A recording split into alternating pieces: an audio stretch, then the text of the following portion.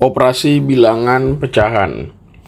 Khususnya di video ini gue akan membahas terkait penjumlahan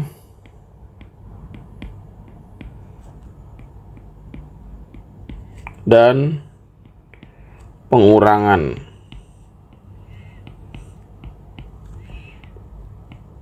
Ya, jadi penjumlahan dan pengurangan bentuk pecahan atau bilangan bentuk pecahan. Nah, sebelum lebih jauh, gue akan memberikan sebuah ilustrasi ya dari potongan pizza. Nggak pernah bosan gue menggunakan ilustrasi ini karena ini yang gue anggap paling mudah dan paling bisa relate gitu.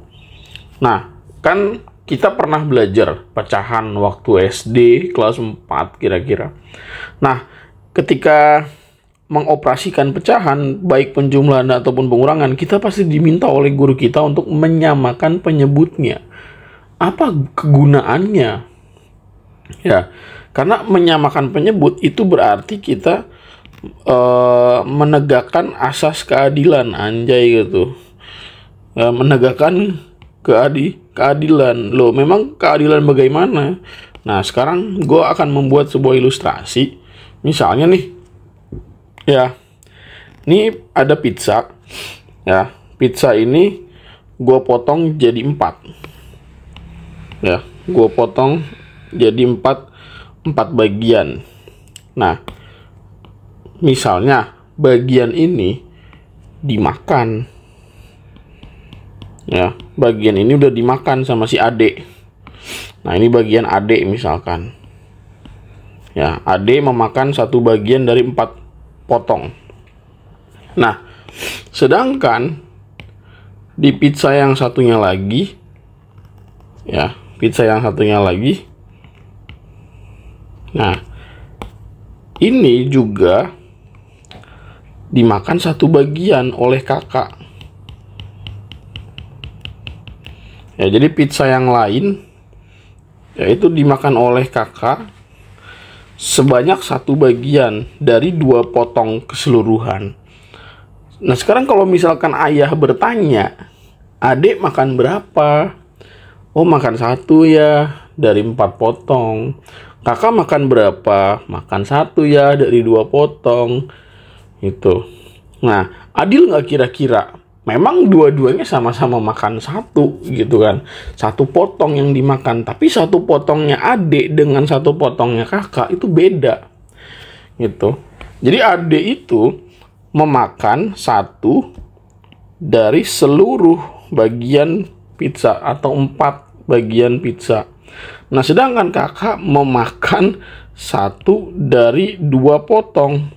Jadi porsinya lebih gede kakak daripada porsi adik. Gitu. Nah, maka supaya adil dibuatlah ya potongan yang sama banyak. Kalau misalkan adik memotong total ada 4 potongan pizza, maka kakak juga harus 4 bukan 2. Jadi ini dipotong. Nah, kalau kayak gini kelihatan bahwa ternyata kakak tuh makannya 2 bagian sebenarnya. Ya, 2 bagian yang potongannya itu tiap bagiannya sama besar seperti adik. Sehingga sebenarnya kakak itu memakan berapa? Memakan 2 dari berapa? 1, 2, 3, 4. 4. Nah, kalau seperti ini adil. Kenapa? Ini 2/4, ini 1/4. Adilnya tuh maksudnya kelihatan bahwa oh, potongannya sama nih, semuanya 4. Nah, kakak sebenarnya makannya 2, adik 1. Gitu. Jadi ketahuan siapa yang makannya paling banyak. Nah, itulah kenapa pecahan kalau mau dioperasikan ya, itu harus disamain dulu potongannya, atau potongan ini mewakili apa? Penyebut. Gitu ya. Jadi pada pengurangan ataupun penjumlahan pecahan, penyebutnya harus sama. Ya, penyebut harus sama. Gitu. Nah, bagaimana cara menyamakan penyebut? Nah, kita ingat lagi bahwa konsep KPK ya, itu harus digunakan ketika kita mau menyamakan penyebut ya dua buah pecahan atau lebih. Ya, jadi masih semua penyebut pecahan itu harus punya atau harus diwakili oleh satu angka yang merupakan kelipatan bersamanya. Itu. Sebagai contoh nih misal. Ya.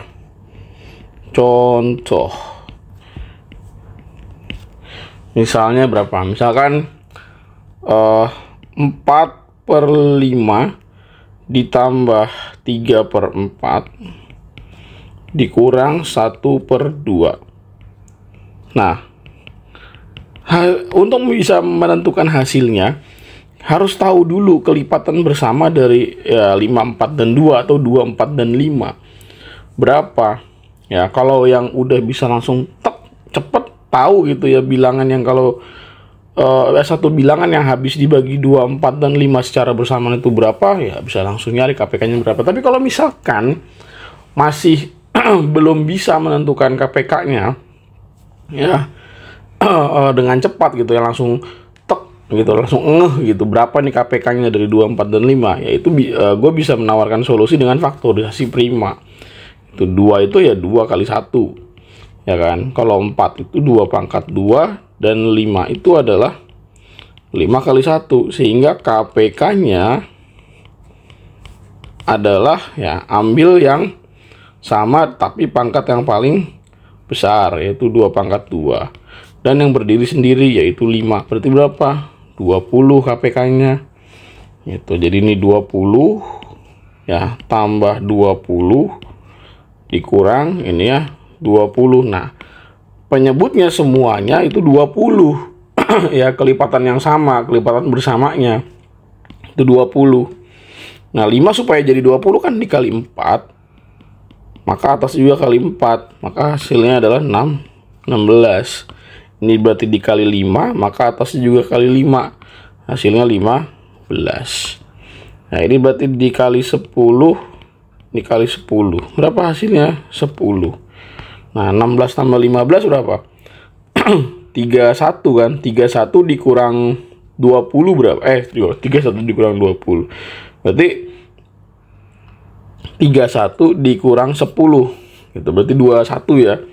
Itu berarti hasilnya adalah 21/20 gitu. Nah, ini kan pembilang lebih gede dari penyebut. Ya, ini masih bisa kita kalau mau menjadikan sebagai pecahan campuran.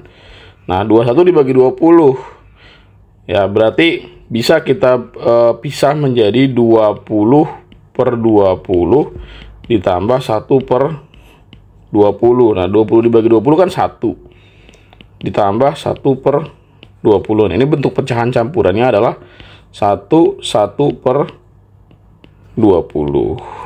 Kayak gini boleh. Atau kalau kita mau pakai logika, 21 dibagi 20 nggak habis gitu, sisanya berapa? Sisanya 1. Hasil baginya 1, sisanya 1 gitu. Jadi sama 1/20. Kalau misalkan pecahan campuran gimana, Be? Ya sama aja sih sebenarnya. Ya lu tinggal ya bisa langsung lu operasikan ya, lu jumlahin aja nih angka-angka yang di depannya nih. 3, 2, nah ini misalkan 4, 2/3 ya bisa langsung. Atau mau misalkan dijadiin pecahan biasa dulu pun tidak masalah sebenarnya. Ya. Karena kan gini, 3 1/2 itu kan artinya 3 ditambah 1/2. Nah, 2 pun ya 2 1/4 pun berarti 2 ditambah 1/4. Nah, sekarang min ya. Ini harus dikasih kurung nih, hati-hati ya karena ada negatif. Ya, berarti di sini min dalam kurung 4 plus 2/3. Gitu. Berarti jadinya 3 tambah 2 dikurang 4 tambah setengah tambah 1/4 dikurang 2/3. 3 tambah 2 5 dikurang 4 1. Berarti 1 plus setengah tambah 1/4 dikurang 2/3. 3. Nah, samain penyebutnya. Nah, berapa nih KPK dari 2, 3, dan 4? Yaitu 12.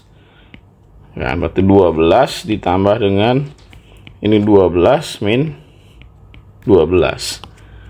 2 supaya jadi 12 kali 6. Maka ini juga kali 6.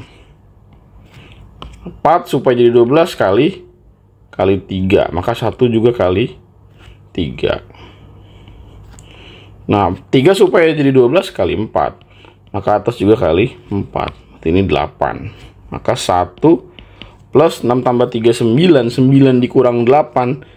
Ya 1. Berarti 1 per 12. Maka pecahan campurannya adalah 1 per 12. Gitu, oke. Itu dia untuk penjumlahan dan pengurangan pecahan. Intinya, kalau mau dijumlah ataupun dikurang, maka penyebut harus sama. Oke, semoga bisa dipahami.